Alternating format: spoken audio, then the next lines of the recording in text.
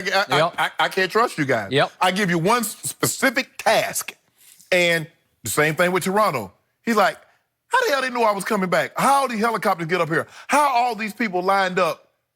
And the one team that kept hush-hush, nothing got out, not one peep, Skip, was the Clippers. Skip, I was shocked that they were able to pull this off. They gave up a lot. And in this day and time, with social media, all these insiders, nobody had anything, Skip. How were they able?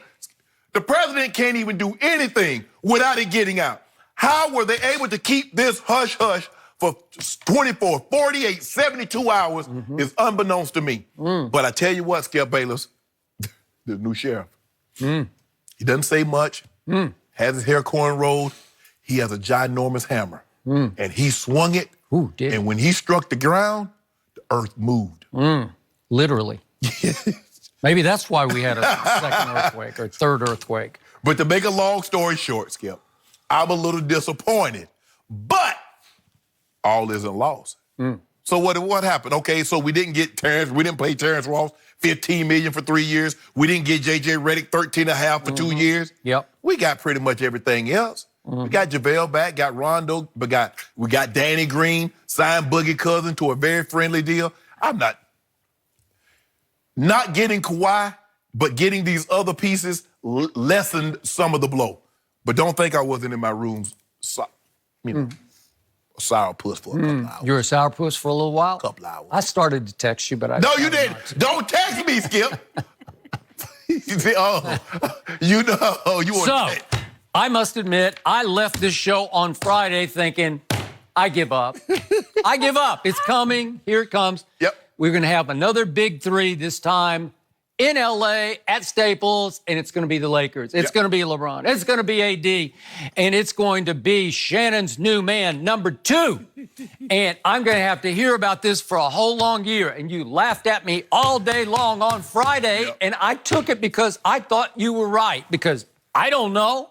I just have to go by the media reports, and everybody was wrong. Everybody across the board. Nobody reported this. No. I did mention on Tuesday, I got to give my friend Brian Windhorst at ESPN this much. He did say he wants to be a Clipper, but then it seemed like it was impossible because after Jimmy Butler went to Miami, I thought that was the only other option that was viable, that was out there, but I didn't know he could pull this off. So, Friday night, I'm at my place with my wife and my little daughter, Hazel, our little Maltese, and the earth moves. Literally, it moved again. And it was such a big shake for my wife and her sister, Joyce, who's from New York. They're both from New York, so they haven't been through this. So Joyce lives away, not too far from us. So she comes over, and we're all saying, is it going to happen again? Is it going to happen again? And my household is literally upside down because all the pictures fell, and they think, are we going to get hit with another one? Right. So they can't go to sleep, and I'm trying to watch the Zion game, but then at halftime they say, Zion banged knees with somebody, he's out and might be gone for the rest of the Summer League, right? Correct. But I still have the game on, and I'm still trying to keep up with it. And then finally, I'm wearing out, and it seems like they're calming down enough, and I think, okay, that's it, because I get up at 2 o'clock in the morning. You get up early. We all get up early. And so I hadn't had a nap. And so I'm starting to look at 24 hours up. And I said, it's almost 11 o'clock. It's over. We got to stop this. We got to calm down and go to sleep. And I think, you know what? I'll just check the computer one more time. Boom! We went from earthquake to bombshell. And I just sat back. And when I first saw the headline, I thought it was a Laker headline. I did. I saw L.A. and I thought, oh, God, that's it. But then what? Paul George? What? Yeah. They got on red jerseys in their mock-ups? What? I Clippers. thought it was a joke at first. I didn't know what it was. And then the last laugh I got, because I just sat back and I said, he just did to the Lakers exactly what he did to my Spurs. He is number 2 and always will be number 2 to me, because in the end, he burned you just the way he burned me. He duped the Lakers, I believe, into really believing they had a shot at signing him. And they hung on when all along, I think from the start, his heart was set on Clippers. So he took you, Lakers, and the media for one long ride. And it seemed endless. It was a hell of a ride. He played all of us like a fiddle. And in the end, I had to step back and applaud how brilliantly devious this guy was, because this is devious to me. What he did to my Spurs was devious. I'm going to say it one more time just for those who are newcomers to this. But he quit his way out of San Antonio because he exaggerated a thigh bruise into some sort of serious thigh injury, and he missed 73 games, and he was basically saying, I want out. Right. Just get me out of here. Get me to L.A. And when they wouldn't trade him to Lakers or Clippers, I don't know if they tried both. Who knows what happened? They weren't going to do that anyway. Right. They shipped his butt up to Toronto. But it was going to be just 1 year, one stopover, because his heart was still set and his vision was focused on, I think, Clippers. Mm-hmm. So he bamboozled everybody, especially the Lakers. And I'm going to push back on one thing you said. And I'm going to give you this. The Lakers rallied nicely on Saturday. Mm-hmm. They did the best they could, although I thought they gave Danny Green maybe a little too much money at $15 million a year. Well, the thing was the Dallas Mavericks had him. Yeah, the Mavericks had him, so you had to, all right. because I thought 10 would have been perfect. Okay, but in the big picture, when he finally stealth bombed you, you had to sit back and think, wait a second. What if we could have had enough intel, Lakers, which I don't trust the front office right now, but what if somebody could have read the tea leaves correctly? Because I'm reading the Toronto Star report from yesterday in which it says that the indications were early, all through the playoffs, that he, number two, and Uncle Dennis Robertson were focused on the Clippers. So again, this is probably coming from, I'm guessing, Masai Ujiri or somebody within the Toronto front office. Right. Their read on this was he was focused on the Clippers from the start. So do the hypothetical. What if the Lakers had just said, there's no way he wants us? There's no way he wants to team up with LeBron and AD. What if you had been able to shoot big? What if you'd been able to go after any? Seriously, do you think Kyrie would have thought about it? Right. If you'd gone to Kyrie way before, this would have to be 2 weeks ago, right? You said something very interesting, not to cut you off, but you said that when he complained, sat himself down out of the Spurs, he said, I want to go to the Lakers. He just wanted to go home. Was that a ploy? Said, no, we won't trade you to the Lakers. We'll trade you to the Clippers, knowing that was his destination all along. He is a shrewd operator, number two. That's what he tells me now. Okay, all right.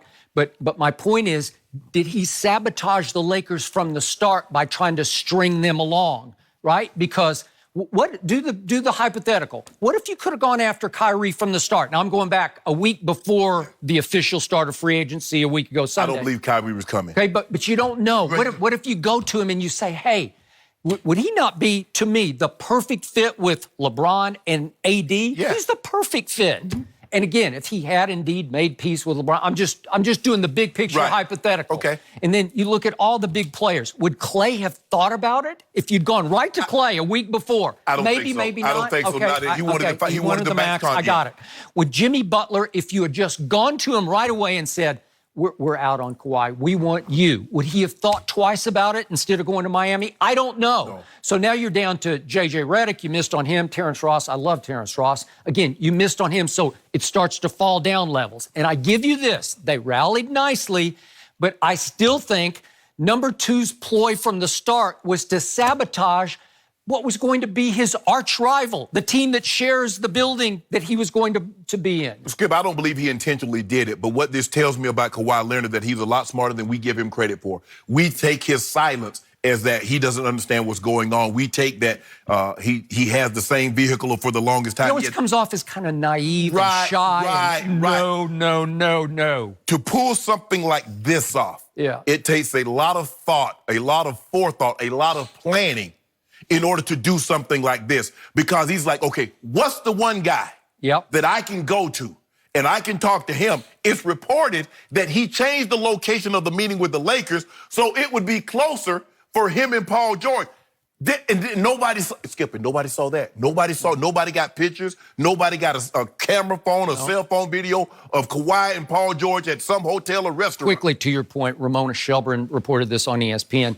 That all of a sudden, spur of the moment, he calls Jeannie Buss and Rob Pelinka and says, hey, I don't want to come to El Segundo, where your headquarters are. I'd rather change the meeting. Could you drive out and meet me in Westlake Village? Do you know how far that is out? 90 minutes, at least. It's at least. I used to drive With from traffic, it's LAX 3 out hours. to, I used to go to Thousand Oaks for the Cowboys, so I know this route. Yes. It's right by Westlake. Yes. Well, it's so far out there that not only does he make them drive out there to meet at a hotel because it's near to where Paul George has a house out by Calabasas. That's his 1,006. Okay, Yeah. so he wanted to be in the vicinity where he could then run over to try to recruit Paul to talk him into Right. making a stink with Oklahoma City. Right. Let me out, or I'm gonna cause problems. Right. I'm gonna do an Anthony Davis on you if you don't let me go. Is Paul George Right. gonna get that kind of criticism? I don't know. He 'Cause should. Isn't that the same thing? Yeah. Now, he had a contract 3 years just Same like, deal. Same Remember, deal. Skip, he got on stage last year. I'm here to stay. Oh, did he? It was a big 4th of July bash. Yeah, had a Russ. good old time. Russ threw this big old coming back to OKC for Paul George. Yep.